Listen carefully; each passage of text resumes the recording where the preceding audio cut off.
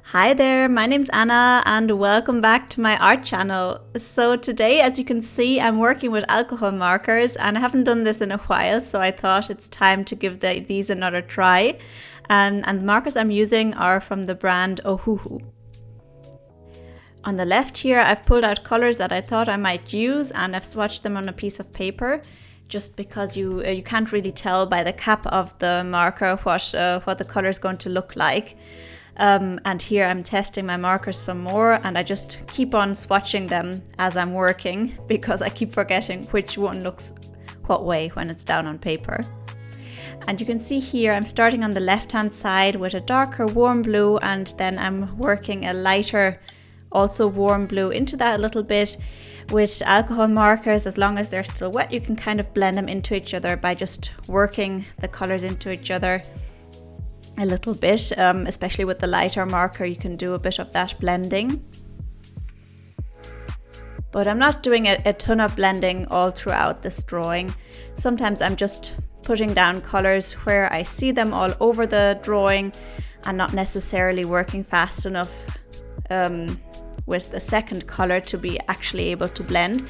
But as long as you have good color transitions, the paint doesn't actually have to blend into each other. It looks blended if the transitions are kind of smooth, and of course it doesn't all have to be perfectly blended anyway because it's a drawing, and yeah, you want to be able to see that as well.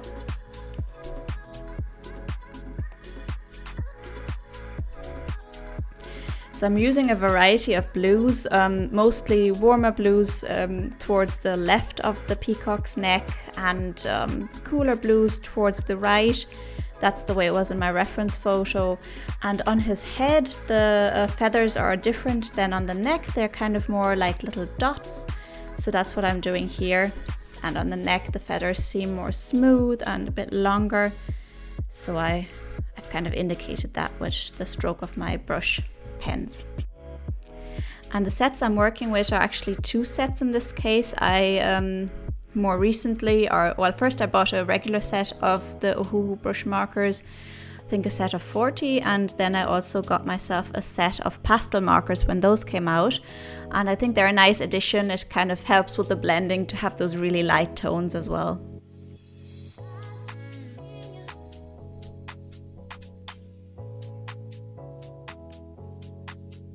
And I just keep working and reworking and layering.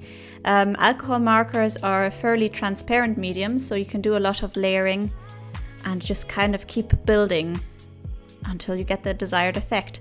Here I'm even using a little bit of black to get that really strong contrast that I wasn't quite able to get with the dark blues. And I'm also using a micron pen for some of the finer details on the eye, for example.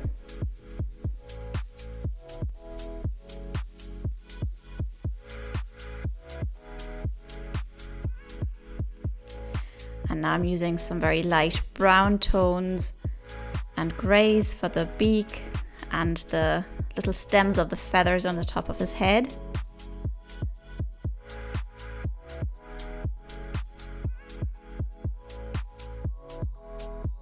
And for any areas that you want to have white, you really need to preserve that white of the paper.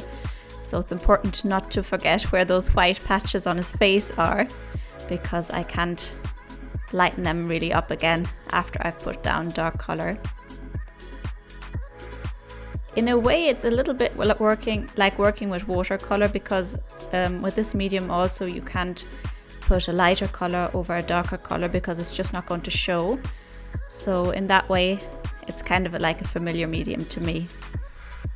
And I did find drawing the head of this peacock the easiest because there's the most detail in my reference photo.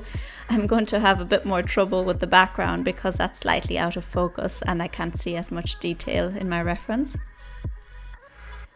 So I have a nicely smoothly blended beak here.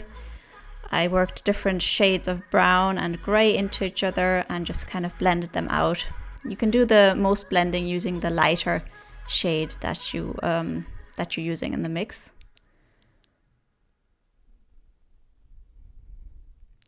Some more detail with the micron pen, and I'm adding some more brown to the eye. and the black pupil.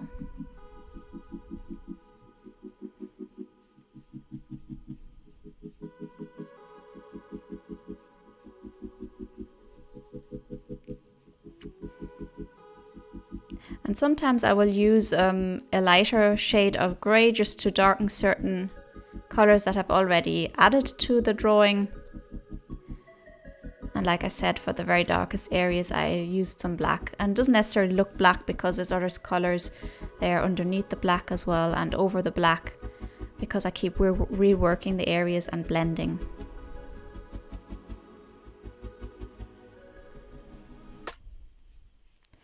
And what makes a drawing look very realistic is generally the contrast, and I do think after using the black I got a nice contrast here on the bird with lighter areas and darker areas. They're where they need to be. So I'm very pleased with the way the peacock's head and neck turned out, and now I'm starting to work on the feathers of his tail. And as I mentioned, this is slightly more strenuous for me because they're slightly out of focus, some of them, and also because there's a lot of feathers, a lot of individual feathers to be drawn. These feathers are a different shade than the head. The head was mostly, warm and cool blues and some greens, some teal colors, and here we have a little bit of yellow green as well, and some browns. I'm just kind of blocking in these feathers. They're slightly more greenish towards the top area there. I'm using this yellow green mostly to block in the body of the feathers, and then some darker greens to give it some texture. Just kind of flicking those bit more intense greens up into the yellow green.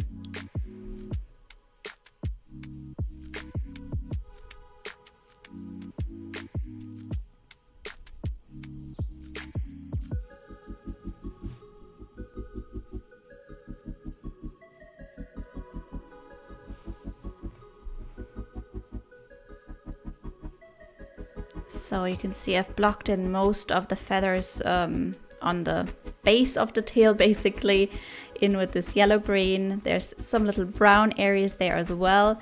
And as the feathers go further out, you have these classical peacock feathers that look a bit like an eye and have different shades of brown, blue, and green going on. I'm using this very dark green to add detail and contrast to the feathers. The outer rim of the feathers are a lot darker, and that's what you can see here. I'm kind of just dotting in those circles, half circles.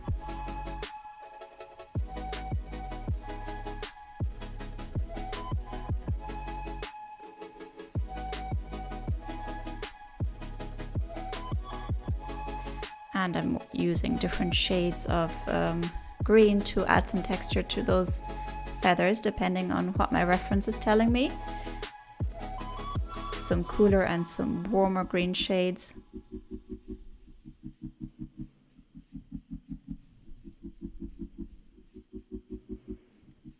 And also a little bit of blue here and there.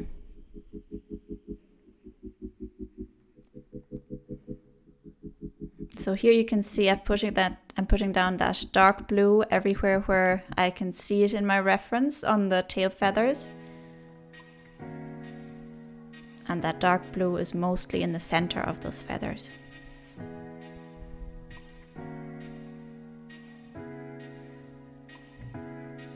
And I keep switching between areas I'm actually working on as I feel like to, because especially with this tail it was a bit of a more tedious process to me, and I just had to kind of jump around a little bit to keep my interest going.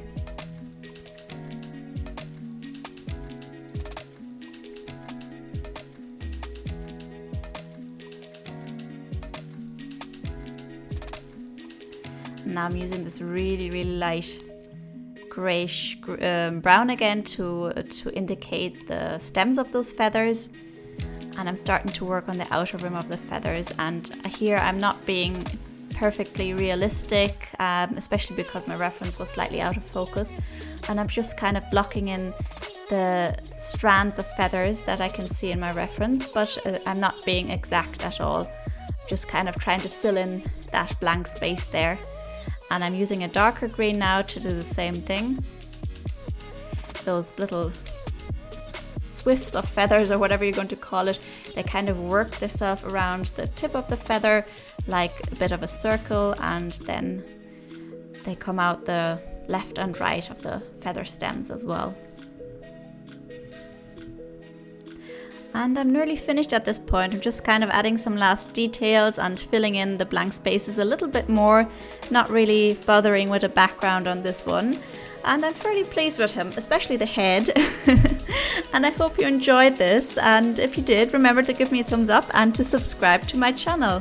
So see you again soon in one of my next videos. Bye bye!